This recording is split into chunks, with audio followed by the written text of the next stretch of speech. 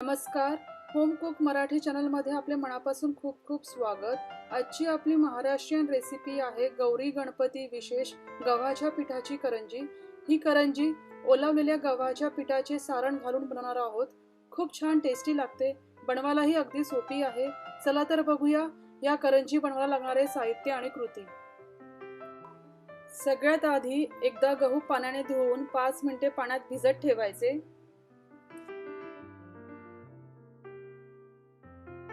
5 मिनिटांनंतर पुन्हा स्वच्छ धुवून चाळणीमध्ये काढून गहू चाळणीत 10 मिनिटे ठेवायचे.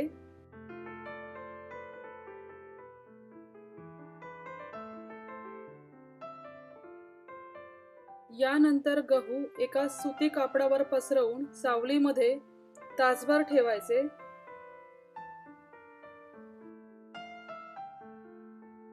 पाऊण 1 तासानंतर हे गहू याच कापडामध्ये बांधून पूर्णपणे कोरडे सुकल्यानंतर दुसऱ्या दिवशी गिरणीतून दळून आणायचे. बघा, हे वाळवलेले गहू आहेत. आपण हे गहू कमी प्रमाणात घेतल्यामुळे मिक्सरमध्ये बारीक दळून घेणार आहे. त्यासाठी हे गहू आपण पॅनमध्ये 3-4 मिनिटे भाजून घेणार आहेत मीडियम आचेवर. जर तुम्ही गिरणीतून दळून आणत असाल तर भाजायची गरज नाही. गहू खूप जास्त भाजायचे नाही आहेत, मिक्सरमध्ये बारीक करायचे आहेत, म्हणून थोडे गरम झाले की गॅस बंद करायचा. 3-4 मिनिटे परतल्यानंतर गॅस बंद करून गहू पॅनमध्येच काही वेळ ठेवायचे. थोडे गार झाले की मिक्सरमध्ये बारीक करून घ्यायचे.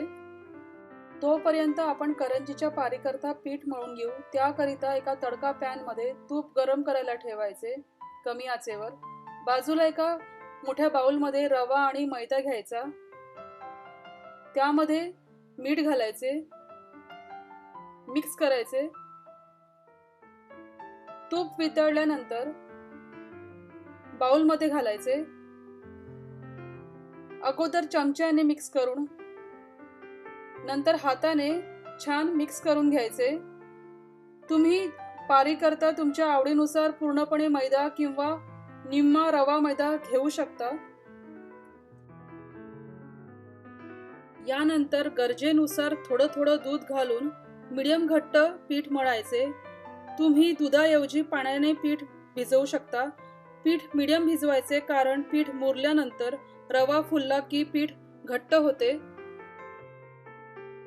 याकरिता बारीक रवा घ्यायचा.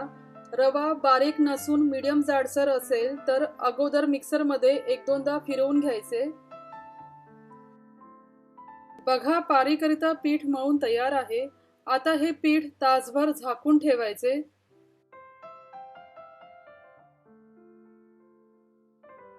यानंतर गहू मिक्सरमध्ये छान बारीक दळून घ्यायचे.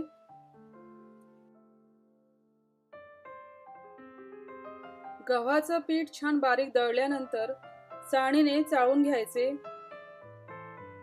जो जाडसर कोंडा असेल तो बाजूला काढून ठेवायचा. बघा, छान बारीक पीठ तयार आहे आणि हा जो जाडसर कोंडा आहे हा बाजूला ठेवून द्यायचा. आता करंजीच्या सारणाकरिता पॅनमध्ये 2 मोठे चमचे तूप गरम करायचे. तूप वितळले की तयार बारीक गव्हाचं पीठ घालून कमी मध्यम आचेवर सतत परतत 5 मिनिटे भाजायचे. पीठ सतत परतत थोडा रंग बदलेपर्यंत भाजायचे. पीठ करपायला नको. 4-5 मिनिटांनंतर यामध्ये ड्रायफ्रुट्स, चारोळी आणि बारीक किसलेले सुकं खोबरं घालून कमी आचेवर 1-2 मिनिटं परतायचे. तुम्ही यामध्ये थोडीशी खसखस घालू शकता. 1-2 मिनिटे परतल्यानंतर गॅस बंद करून पॅन खाली उतरवून घ्यायचे. आता हे मिश्रण थोडे गार होऊ द्यायचे. मिश्रण थोडे कोमट झाले की यामध्ये बारीक दळलेली साखर घालायची. वेलची, जायफळ पूड घालून छान एकत्र करून घ्यायचे.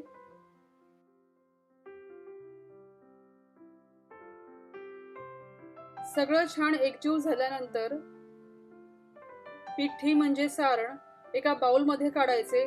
पूर्णपणे थंड होऊ द्यायचे. पारी करता मळलेलं पीठ तासभर मुरल्यानंतर करंजी करायला घ्यायची। बघा 1 तासानंतर भिजवलेले पीठ घट्ट झालेलं आहे। पुन्हा एकदा 1-2 मिनिटे छान मळायचे। बाजूला करंजी झाकून ठेवण्याकरता एक ओला सुती कापड तयार ठेवायचा। आता या पिठाचे छोटे छोटे पेढ्यासारखे गोळे तयार करायचे। करंजीसाठी पारी लाटण्याकरता एका प्लेटमध्ये तांदळाचं पीठ किंवा मैदा घ्यायचा। यानंतर गोळा तांदळाच्या पिठात घोळून पोळपाटावर पुरी लाटून घ्यायची।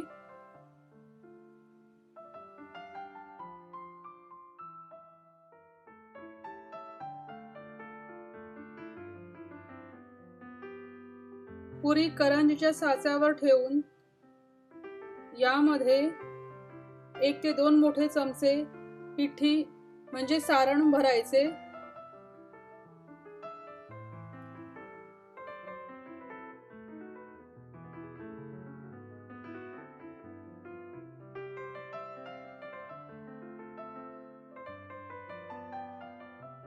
सारण भरल्यानंतर पुरीच्या कडांना दूध किंवा पाणी लावायचे। पुरीची एक बाजू दुसऱ्या कडेवर ठेवून घट्ट दाबून एक्स्ट्रा पीठ असले ते काढायचे।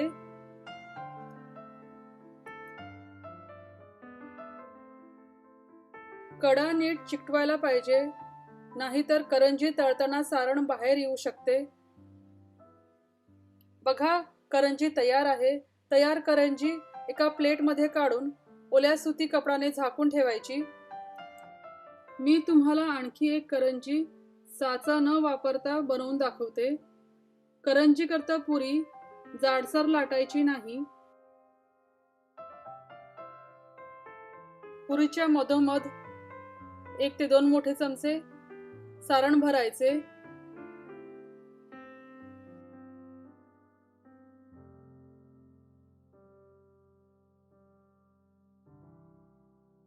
कडांना पाणी किंवा दूध लावून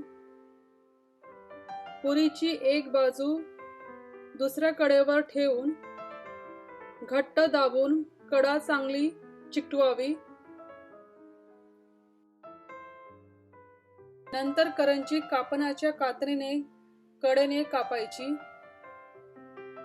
एक्स्ट्रा पीठ काढायचे।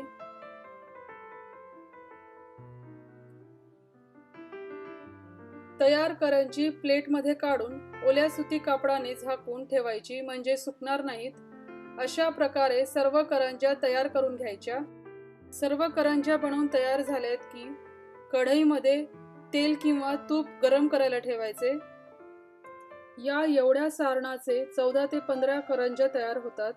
तेल मीडियम तपले की यामध्ये कढईत येतील 4-5 करंज्या सोडून कमी मध्यम आचेवर तळायचे। करंज्या किंचित गुलाबी रंग कुरकुरीत होईपर्यंत तळायचे। कमी मध्यम आचेवर अलगद हाताने 2-3 वेळा आलटून पालटून तळायचे। करंजी तेलामध्ये फुटायला नको।